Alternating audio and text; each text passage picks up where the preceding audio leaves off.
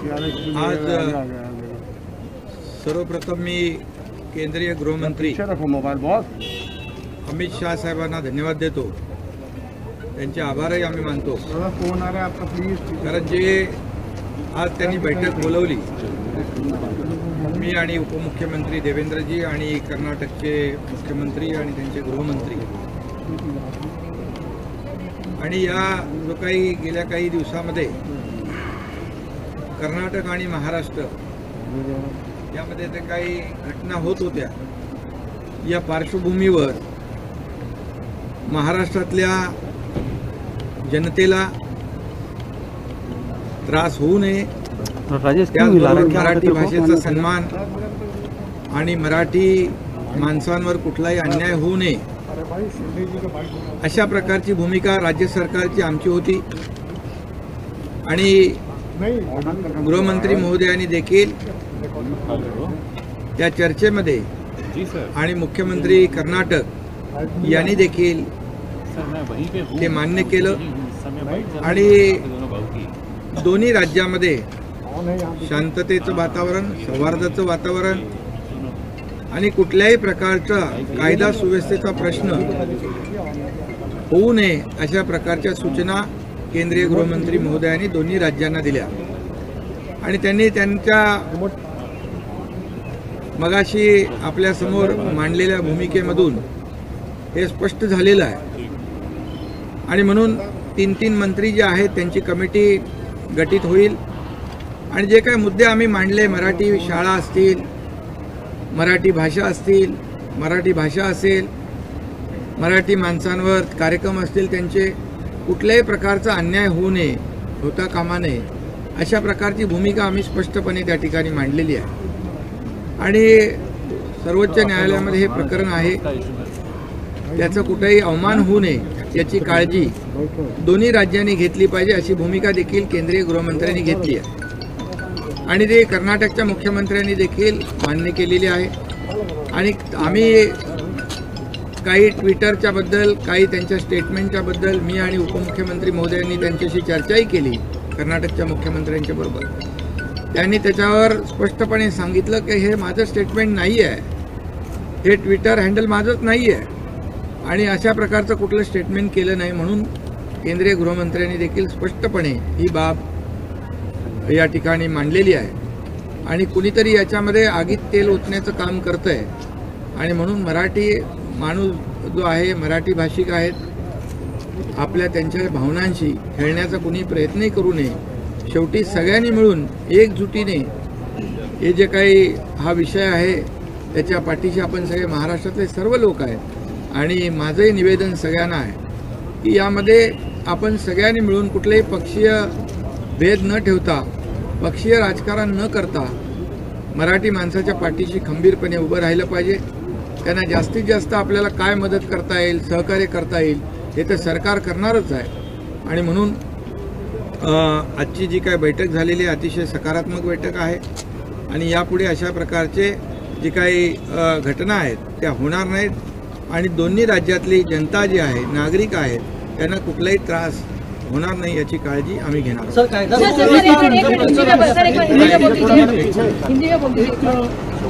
मुख्यमंत्री मोदयांनी एक अजून महत्त्वाचा विषय त्या ठिकाणी मांडला की आमचे जे 2 मंत्री जाणार होते त्यावेळेस त्यांच्याकडनं जे पत्र पाठवण्यात आलं त्या संदर्भातली नाराजी माननीय मुख्यमंत्र्यांनी व्यक्त केली। त्याच्यावर राजेश इलामत क्या कर रहा तू यार, फिर कैमरा तेरा पूरा कहां पर है मेरे को येण्या जाण्याकरता मनाई नाही आहे।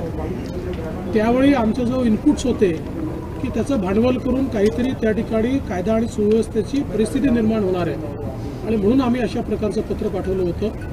भविष्यात आम्हीच मंत्र्यांना निमंत्रित देखील करू, आणि कोणाच्याही येण्या जाण्यावर त्या ठिकाणी कुठलीही बंदी नाही असं अतिशय स्पष्ट त्यांनी केलं। आणि त्यांनी सांगितलं की मी स्वतः हे तिथले जे कन्नड चॅनल्स आहेत त्यांच्यामध्ये देखील मी अशा प्रकारचं स्टेटमेंट दिलेलं आहे किंवा कोणालाही आम्ही अडवण्याचं कारण नाही आहे।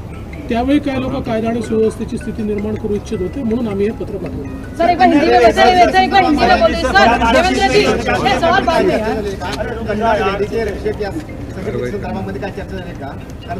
त्यांनी असं सांगितलेलं आहे की काही संघटना, आता स्पेसिफिक नाव घेऊन नाही सांगितलं, पण त्यांनी सांगितलं आहे की त्यांच्याकडे लक्षात आलं आहे की काही स्पेसिफिक संघटना या जाणीवपूर्वक कायदा आणि सुव्यवस्था तयार झाला पाहिजे, बसेसवर अटॅक करणं, काळं फासणं अशा प्रकारे करतायत, त्यांच्यावर त्यांनी कायदेशीर कारवाई करण्याचं त्या ठिकाणी घोषित केलं आहे.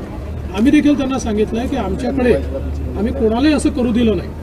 ज्यावेळेस तिथे आमच्या गाड्यांवर अटॅक झाला त्यावेळेस इकडेही काही लोकांची ती मानसिकता होती, पण आम्ही त्यांना समजवलं आणि आवश्यकता पडली तर कारवाई केली की आपण एका देशात राहतोय, त्याच्यामुळे अशा प्रकारे त्याच्यावर होऊ नये.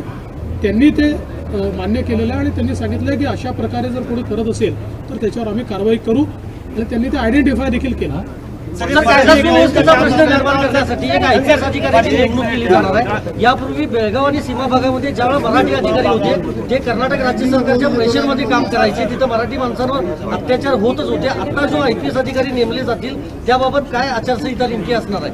आणि सर त्याच्यामध्ये काही केसेस जे दाखल केलेले आहेत ते पण काही भाग घेतले जाते. एकच यातला महत्त्वाचा विषय काय आहे की पहिल्यांदा केंद्र सरकारने हस्तक्षेप केला आहे आणि केंद्र सरकारने दोन्ही राज्यांना एकत्रित बोलवलं आहे. त्याच्यामुळे आत्ता ही जी 3 मंत्र्यांची समिती केली आहे ती याच विषयांकरता केलेली आहे, कारण दोन्ही राज्यांनी आपली भूमिका कुठेही कमी केलेली नाही. आम्ही पण आपली भूमिका मागे घेतलेली नाही. जी भूमिका आमची सुप्रीम कोर्टमध्ये आहे त्या भूमिकेने सुप्रीम कोर्टमध्ये आम्ही लढणारच आहोत.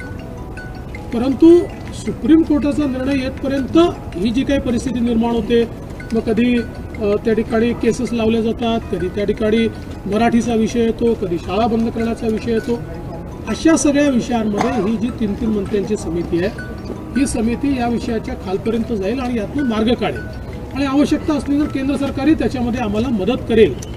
हा देखील एक महत्त्वाचा विषय आहे. दुसरं एक अजून मला असं वाटतं की या ठिकाणी सांगितलं पाहिजे की माननीय मुख्यमंत्र्यांनी एक अजून केंद्रीय गृहमंत्री महोदयांना विनंती केली की कर्नाटक आणि महाराष्ट्रामधला जो काही डिस्प्यूट चाललेला आहे याच्यामध्ये केंद्र सरकारची सुप्रीम कोर्टातली भूमिका ही न्यूट्रल असली पाहिजे, ती कुठल्याही राज्याच्या बाजूची असू नये. आणि तेही त्यांनी मान्य केलं की केंद्र सरकार याच्यामध्ये फॅसिलिटेट करेल, कुठल्याही राज्याच्या बाजूची भूमिका ही केंद्र सरकार घेणार नाही. कारण मागच्या काळामध्ये एकदा कर्नाटकने आरोप केला होता की महाराष्ट्राच्या बाजूने केली. आता एक 4-5 वर्षापूर्वी 6 वर्षापूर्वी मला असं वाटतं की आपल्याकडे असं हे झाला होता की 14 साली काहीतरी एक केंद्राने ॲफिडेव्हिट केला आहे जे कर्नाटकला फायदा देणार आहे. त्यामुळे आम्ही हे सांगितलं की असं या 2 राज्यांचा डिस्प्यूट आहे, त्याच्यामध्ये कोणाची बाजू न घेता न्यायाची बाजू ही केंद्र सरकारची असली पाहिजे.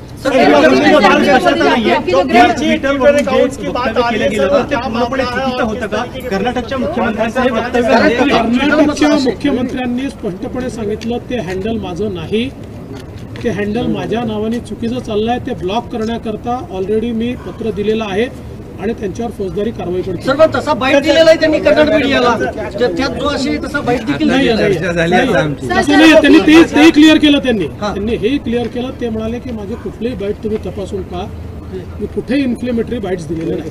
सर आपकी जो मीटिंग हुई है गृह मंत्री के साथ, क्या स्टेप्स लिए गए और खास करके ट्विटर को लेकर जो बात है उस पर क्या कहेंगे? सर इसमें एक सवाल इसी में बोलिए सर, इसी में बोल दीजिए। बहुत पुराना क्या हो गया कि इतना गंभीर हो गया और केंद्र को नहीं, पहली बात तो मैं केंद्रीय गृह मंत्री जी अमित शाह साहब को धन्यवाद देना चाहता हूं, क्योंकि उन्होंने पहली बार केंद्र सरकार ने इसमें हस्तक्षेप किया है, इसकी गंभीरता को समझ लिया है और इसीलिए दोनों मुख्यमंत्री, उप मुख्यमंत्री और अन्य वरिष्ठ लोगों को यहाँ बुलाया है।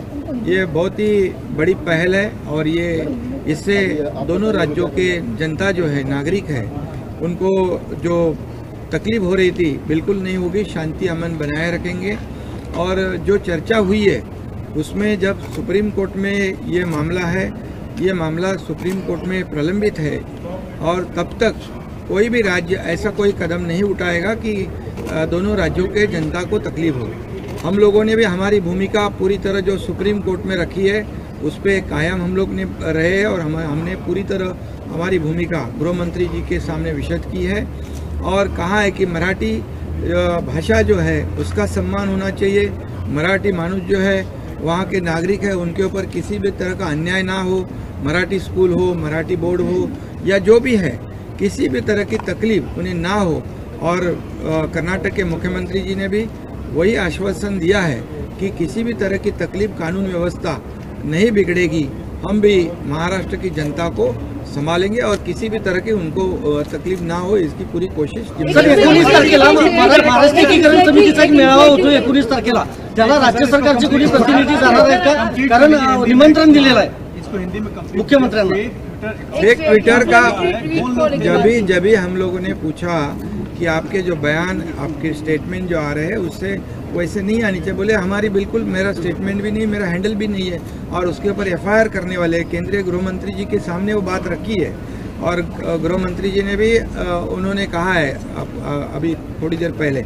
और इसीलिए जो लोग ऐसे मामलों में कुछ कानून व्यवस्था बिगाड़ने की कोशिश कर रहे हैं उनके ऊपर एफआईआर किया जाएगा, कानूनी कार्रवाई की जाएगी, क्योंकि ये जनता का मामला है, ये कानून व्यवस्था का मामला है। और इसीलिए दोनों राज्यों ने तय कर लिया है, केंद्रीय गृह मंत्री जी ने सुझाव रखा है, उन्होंने सूचना की है कि दोनों राज्यों के 3-3 मंत्री, एक कमेटी गठित होगी, एक आईपीएस ऑफिसर होगा, उसकी कमेटी होगी, ताकि कोई भी कानून व्यवस्था ना बिगड़े और छोटे छोटे जो मुद्दे हैं उसमें चर्चा होकर उसमें एकमत हो जाए और नागरिकों को तकलीफ ना हो। सर मराठी एकच प्रश्न आहे, 19 तारखेला महामेळावा होतोय, त्याला राज्य सरकारचे